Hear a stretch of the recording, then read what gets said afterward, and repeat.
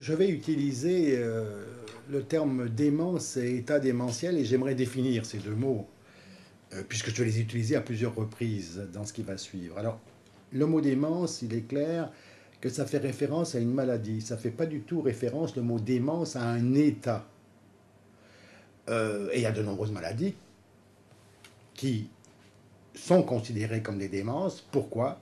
Parce que ce sont des maladies du cerveau qui vont évoluer vers un état démentiel. Bien sûr, il y a des maladies dégénératives dont nous allons parler. Mais il y a aussi des maladies vasculaires, il y a des maladies inflammatoires, il y a beaucoup de maladies qui peuvent être responsables d'état démentiel. Alors l'état démentiel, c'est quoi l'état démentiel? L'état démentiel, ça se définit, il y a des critères diagnostiques reconnus, ça se définit comme suit.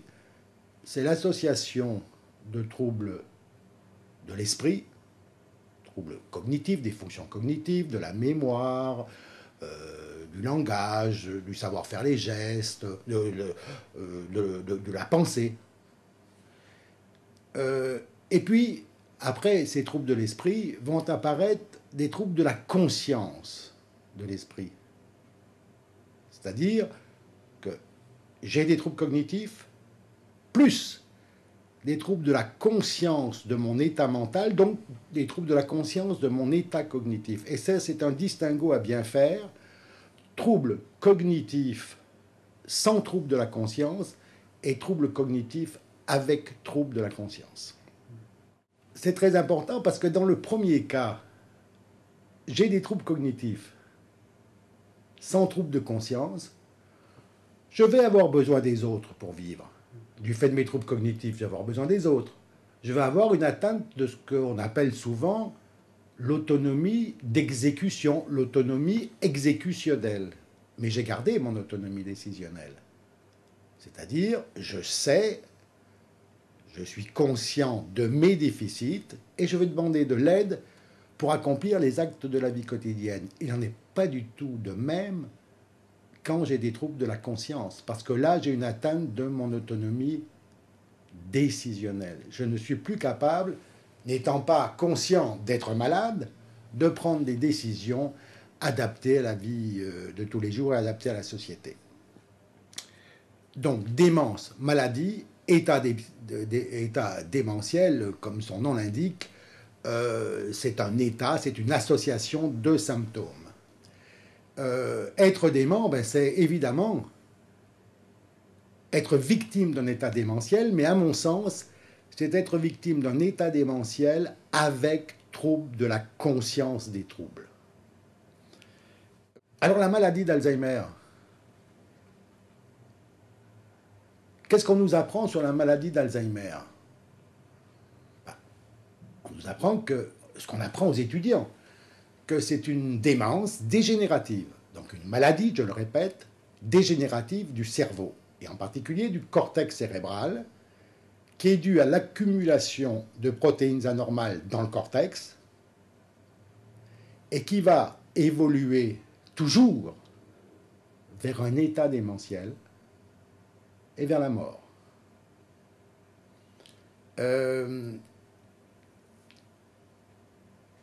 On nous apprend aussi que cette maladie s'exprime cliniquement, se manifeste comme ça en surface, donc d'abord par des troubles de l'esprit, puis par des troubles de l'esprit et de la conscience de l'esprit, d'installation insidieuse et d'aggravation progressive.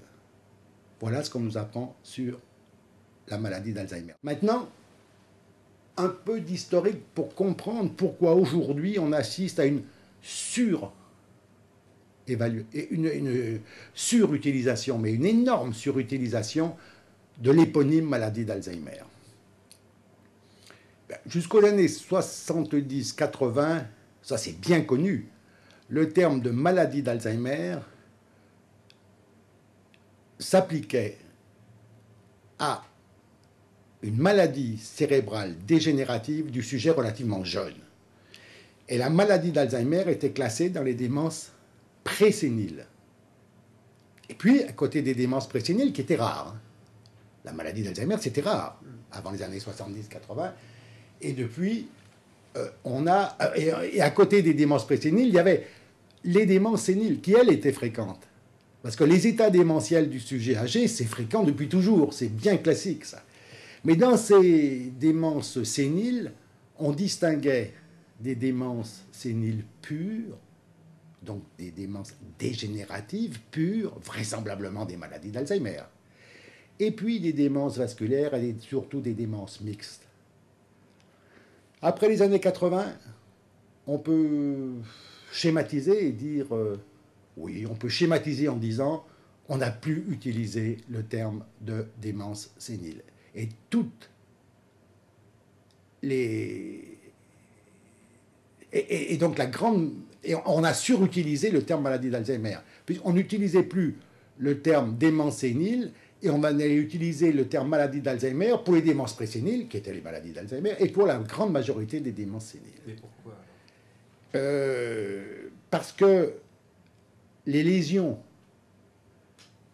cérébrales, dans les lésions cérébrales du sujet âgé, il y avait aussi les deux protéines anormales qu'on voit chez le sujet jeune, et ça c'est un énorme problème.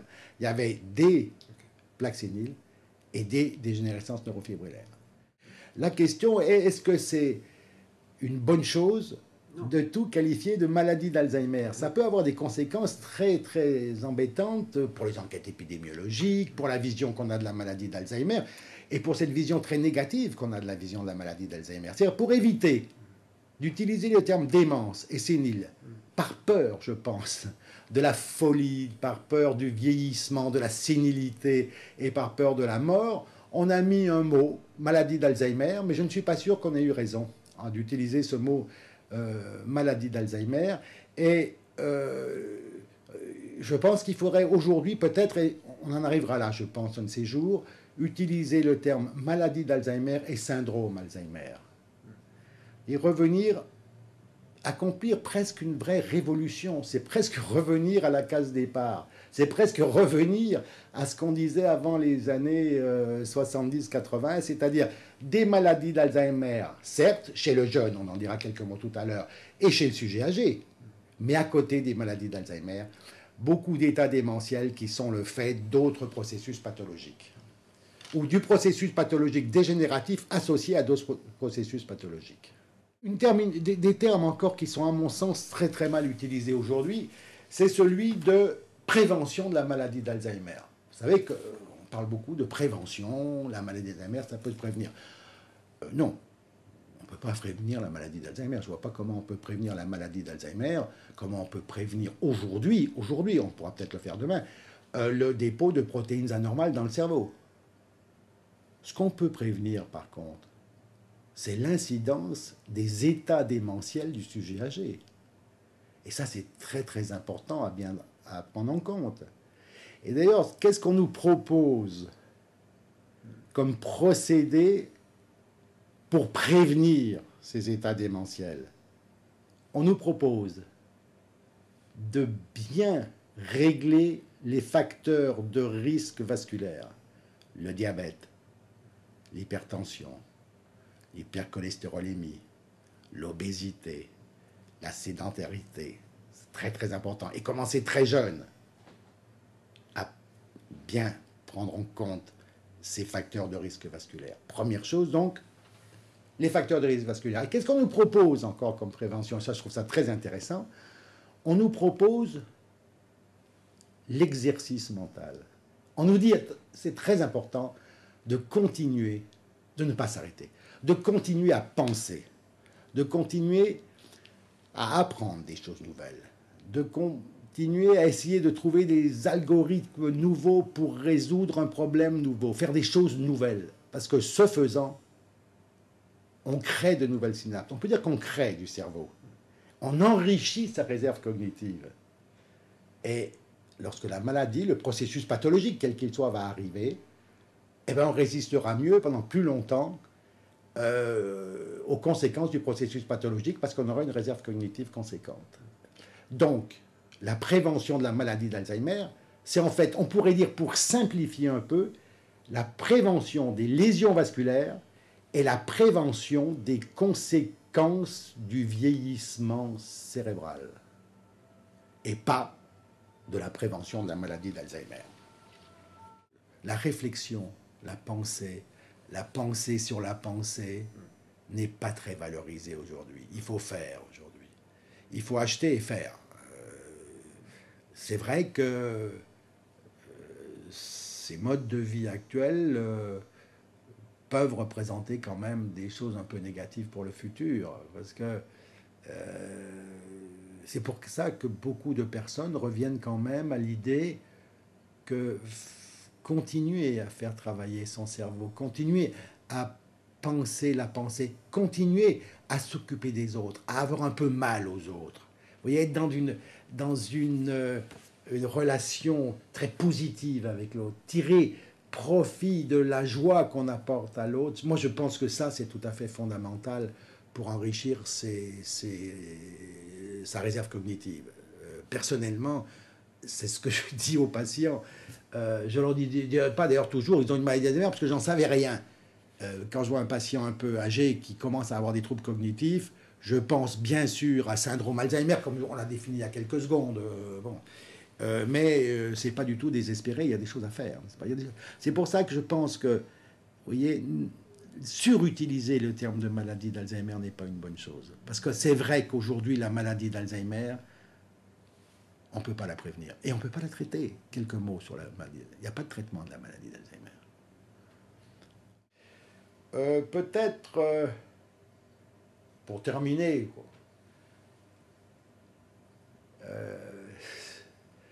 sur des termes qui sont, là encore, à mon sens, utilisés, mal utilisés. C'est celui de diagnostic présymptomatique, diagnostic précoce de la maladie d'Alzheimer et dépistage. C'est des termes qu'on confond souvent et je pense que c'est un petit peu embêtant. Alors le diagnostic présymptomatique, est-ce qu'on peut faire le diagnostic de la maladie d'Alzheimer chez un sujet qui ne présente donc aucun symptôme? Vous et moi. Encore que moi. Bon, vous en tout cas. Alors, oui. Quoi? Oui, pour les formes héréditaires de la maladie d'Alzheimer, indiscutablement. Les formes autosomales dominantes, on peut faire un diagnostic présymptomatique. On est dans la problématique du diagnostic présymptomatique des maladies génétiques autosomales dominantes. Quid des formes les plus fréquentes?